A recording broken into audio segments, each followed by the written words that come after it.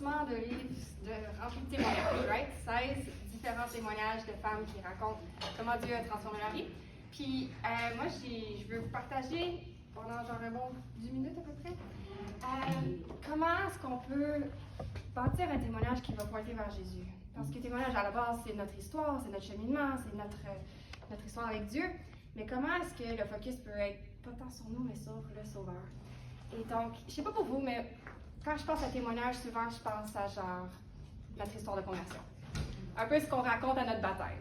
Bonjour, je m'appelle Elisabeth, je suis née dans une famille chrétienne. À 5 ans, j'ai donné ma vie, j'ai ajusté. C'est bien, c'est un témoignage, c'est en ordre chronologique un peu notre découverte de la foi, notre découverte de Jésus. Parfois, on a tendance à tomber un peu dans un jargon chrétien aussi. Dans le fond, c'est pas toujours accessible à des gens qui connaissent pas Jésus, qui n'ont aucun background, qui c'est tout nouveau pour eux. Et donc, encore une fois, la question est là, comment est-ce que je peux raconter mon témoignage qui met le focus sur Jésus, mais qui aussi qui connecte le vécu des gens, qui connecte avec ce que eux ils vivent, puis être capable de prendre leur vécu et de les pointer vers Jésus, mais en se servant un peu de notre histoire. Fait que c'est un peu ça qu'on va regarder ensemble. Comment, dans le fond, un témoignage, c'est de raconter son vécu avec Jésus. Et ça commence par notre conversion, bien sûr, mais ça continue aussi, au-delà de la conversion. Chaque jour, en fait, on a un vécu avec Jésus. Et on sert un Dieu qui est vivant aujourd'hui, pas juste le jour de notre conversion. Encore aujourd'hui, il est vivant. Encore aujourd'hui, il travaille dans nos vies. Il est réel, mais comment le rendre accessible aux gens? Comment est-ce que Jésus est vraiment meilleur que tout ce que ce monde peut nous offrir? Comment on peut exprimer ça aux gens? Ça, c'est un témoignage. Et donc, je vais vous partager un outil que j'ai appris il y a quelques années qui s'appelle « Comment donner son témoignage basé sur nos faux espoirs ». C'est une façon, encore une fois, de pointer les gens vers Jésus, qui est lui le héros, pas nous. Et ça exige un peu d'introspection pour comprendre comment l'Évangile s'applique à notre vie de façon très personnelle. Et ensuite, comment on peut aider les autres à le faire. Fait que c'est, en gros, c'est 5 étapes? Oui, 5 étapes que je vais vous partager et en espérant que ça puisse vous être utile aussi. La première étape, c'est d'identifier dans notre vie un besoin, une aspiration, un désir profond qui, vraiment, ça marque notre vie, ça caractérise nos vies. Souvent, c'est des bonnes choses. C'est pas toujours des choses mauvaises et faux espoirs. Ça peut être des très bonnes choses comme la famille, comme... C'est pas mauvais, mais ça marque notre vie et ça prend parfois un peu trop de place, ou beaucoup trop de place. Et c'est des choses qui semblent jouer un rôle qui contrôle nos vies un peu, qui règne sur nos vies. Des exemples, ça peut être comme la gloire ou le plaisir. Au final, nos décisions sont motivées par la racine, c'est un désir de plaisir, ou sécurité, ou la justice, ou bien l'approbation des autres, ou bien être en harmonie, bien la paix, ou bien d'être en contrôle. Fait que ça, c'est la première étape, c'est de passer cette étape d'introspection, d'analyser nos choix dans nos vies, et essayer de trouver c'est quoi cette racine. Fait qu'on peut penser à plusieurs choix. Ouais, mais moi j'ai toujours voulu réussir à l'école. Ok, ouais, mais pourquoi? Je me pose la question pourquoi? Ah ben c'est parce que je veux être la meilleure. Ouais, mais pourquoi? Mais c'est parce que je veux que mes parents soient fiers de moi. Mais pourquoi? Ben c'est parce que je veux être aimée, je veux l'approbation. Les gens pour m'aimer. Ah, ok, là on trouve la racine. Fait que cette première étape peut prendre du temps, comme je dis, mais elle est importante qu'on fasse cette réflexion, cette analyse de c'est quoi ce désir, cette motivation, ce but qu'on cherche profondément qui nous contrôle. Deuxième étape. On prend le temps d'écrire, de réfléchir à comment décrire, comment ce désir-là, cet espoir-là, ce faux espoir-là, a contrôlé notre vie, a caractérisé notre vie. Comment qu'on cherchait dans cet espoir-là notre identité, notre sécurité, notre prospérité. Ça, c'est toutes des choses qui font une idole, dans le fond. Fait qu'on réfléchit à des exemples de comment ça contrôle notre vie. Troisième étape, on décrit clairement comment la poursuite de ce désir nous laisse vides, nous laisse insatisfaits, perdus. C'est un faux espoir, et voici comment. C'est un faux Dieu, voici comment. C'est une idole, voici comment. Et les idoles, vous savez, ça nous déçoit toujours. Il nous promet beaucoup, puis il livre jamais la marchandise. Fait qu'on explique, on donne des exemples de comment ça nous a déçus, nous a laissé vides. Quatrième étape, fait que première, c'est l'identifier. Deuxième, montrer comment ça contrôle notre vie. Troisième, comment ça nous a déçus. Quatrième, on explique et on décortique l'Évangile spécifiquement à la lumière de comment l'Évangile vient satisfaire ce désir et tous nos désirs, les plus profonds, et nous libère du contrôle que ça a sur nos vies. Et que l'Évangile nous offre quelque chose d'encore mieux. Parce que l'Évangile n'est pas juste là pour venir nous donner ce qu'on cherche, puis satisfaire nos vies, puis faire de nous encore le personnage principal. L'Évangile est venu nous délivrer de ce regard sur soi et nous tourner vers quelque chose d'encore mieux. Et donc, on reformule, sans changer évidemment, et on reformule de façon très concrète et qui connecte avec les gens l'histoire de l'Évangile en fonction de ces aspirations profondes qui ont caractérisé nos vies. Ça se base sur principalement un verset dans 2 Corinthiens 5:21 qui décrit, qui dit ceci: celui qui n'a point connu le péché, Jésus, il, Dieu, le fait devenir péché pour nous, afin que nous devenions en lui justice de Dieu. C'est cet échange. L'Évangile décrit ce grand échange, la substitution.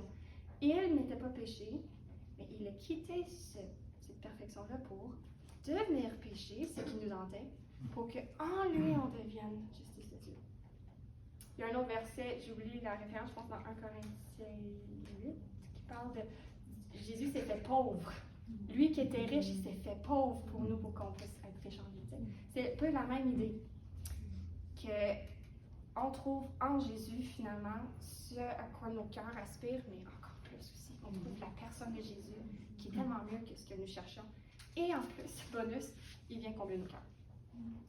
Fait qu'on explique l'Évangile, la lumière de notre faux espoir, puis numéro 5, on explique comment que notre vie est, par conséquent, différente. Pas parfaite, on est toujours en cheminement, right? Mais l'Évangile a changé nos vies. Et voici comment. Voici comment je ne suis plus la même personne. Je ne suis plus contrôlée par ces désirs. Je vais donner des exemples parce que c'est la théorie, il faut du concret. Mettons l'approbation des autres. Mettons c'était ça mon faux espoir. Je pourrais dire à quelqu'un, mettons ma collègue au travail, elle me raconte comment elle est déçue parce qu'elle n'a pas reçu le poste qu'elle voulait, la promotion qu'elle voulait, puis elle se sent vraiment comme pas bonne, puis pas appréciée pour son travail. OK, comment je connecte l'Évangile à ça? Bonjour, je suis née dans une famille chrétienne. je vais essayer d'y aller par le chemin des faux espoirs. Fait que je peux dire, ouais, wow, ça doit pas être facile, l'empathie un peu, l'écoute. Moi, là, depuis que je suis toute petite, je cherche moi aussi à être vraiment aimée, valorisée par les gens, reconnue pour ma valeur, auprès des gens. Puis là, j'identifie, étape numéro 1. Et là, je donne comment que ça caractérise ma vie. Fait que je donne un exemple. Je me souviens, je voulais, hypothétique là, je voulais tellement être acceptée quand j'étais petite que j'avais supplié ma mère de m'acheter le chandail cool que tout le monde portait parce que je voulais être comme les autres. Je voulais être cool comme les autres. Mais même après ça, j'étais arrivée à l'école avec mon chandail cool, puis j'avais encore ce vide-là. Fait que là, tu décris comment ça t'a laissé déçu. Fait que là, j'essaie de plaire à mes parents, j'essaie de plaire à mes amis, mais c'était jamais assez, j'étais toujours découragée. Puis tu sais, moi je suis chrétienne, et un jour j'ai compris que Jésus, lui, avait de quoi d'important à dire sur ce désir profond que j'avais de plaire aux autres, puis d'être aimé par les autres. Lui, là, Jésus, il vivait au ciel dans une relation parfaite d'amour avec son Père, mais en plus de ça, il est entouré d'êtres qui l'aimaient, Wow! C'était le top des tops, genre. En relation parfaite avec son Père, une relation d'acceptation, d'amour. Et par compassion pour nous, les humains, il a a quitté tout ça. Il est venu venir dans notre monde brisé. Et il a été rejeté par les humains. Il a été détesté, il a été haï, trahi. À ma place, à ta place. Pourquoi? Parce que c'est ce que nous, on méritait d'être trahi, d'être rejeté par Dieu. Et il l'a pris à notre place. Et même à la fin, il a été rejeté sur la croix par son Père lui-même, abandonné par Dieu. Pourquoi? Pour prendre sur lui une punition de toutes nos fautes qu'on a faites, mourant sur la croix. Mais la bonne nouvelle, c'était qu'il est revenu à la vie, puis il a vaincu ce mal-là. Et il offre à tous ceux qui le suivent une vie d'amour, une vie de réconciliation, une vie où tu peux savoir que tu es aimé profondément. Et en lui, fait que là j'explique comment que ça change ma vie, après avoir décrit comment l'Évangile soulevant, comment ça change ma vie, bien en lui je peux subir le rejet des humains. C'est pas facile, ça me fait mal, mais je sais que je ne serai jamais rejetée par lui, et j'ai une éternité d'amour qui m'attend. Ça va aller, tu sais. Il a quitté l'amour parfait que je recherchais, fait que là je résume, afin de subir le rejet dont j'avais tellement peur, à ma place, pour m'offrir en lui l'amour parfait éternel, qui me donne le courage de subir le rejet parfois humain, sachant qu'est-ce qui m'attend. Ah! Je viens de connecter l'Évangile avec quelque chose de très concret dans la vie de l'autre. Un autre exemple, ok? Je vais essayer de ne pas prendre trop de temps, là, mais sécurité. Depuis que je suis toute petite, je cherche à être en sécurité. Je ne prends pas de risques dans la vie. Je me souviens, je voulais tellement être en sécurité que j'ai évité de faire certaines des folies que mes amis faisaient. Mais même après toutes mes précautions, à me protéger, à vérifier tout, à m'assurer que tout est correct, j'étais toujours insécure. On dirait que c'était jamais assez, jamais assez, jamais assez.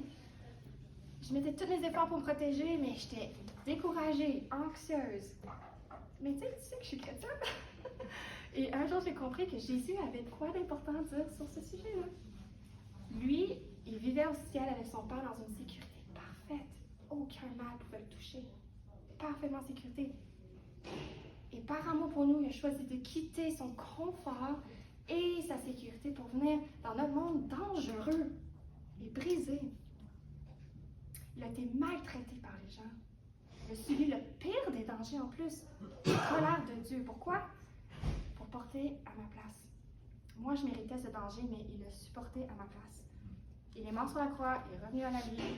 Il a promis à tous ceux qui choisissent de le suivre, de lui faire confiance, il leur a promis de goûter à une sécurité parfaite, éternelle, dans sa présence. Fait qu'il a quitté sa sécurité parfaite pour vivre un danger suprême, pour qu'en sa résurrection, je puisse trouver l'espoir d'une vraie sécurité. Et je peux maintenant affronter le pire des dangers dans ce monde. Je pourrais même perdre ma vie s'il faut.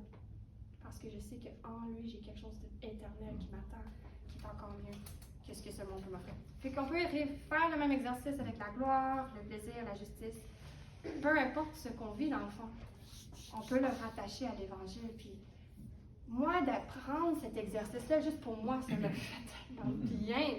De dire, wow, ok, cet évangile théorique, là, c'est pertinent pour ma vie. Puis en plus, c'est une façon de connecter avec des gens qui ont des vies très différentes de la mienne, mais en même temps, pas si différentes que ça. On vit des choses très similaires au final. Et je peux amener l'Évangile d'une manière qui peut peut-être connecter avec ce qu'ils vivent. Puis me rappelant aussi que le héros, c'est pas moi, c'est lui. Évidemment, ça prend de la pratique.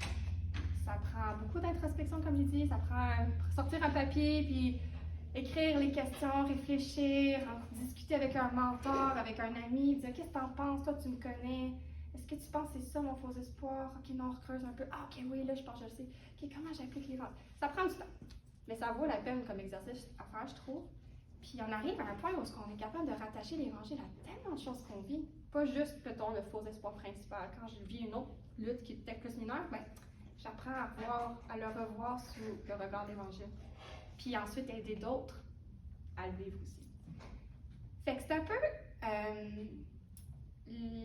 l'esprit du livre aussi, pas exactement sous le même angle, mais quand même de dire comment est-ce nos souffrances, qu'est-ce qu'on a vécu, on peut les vivre avec Jésus comme le héros, puis trouver un sens en lui.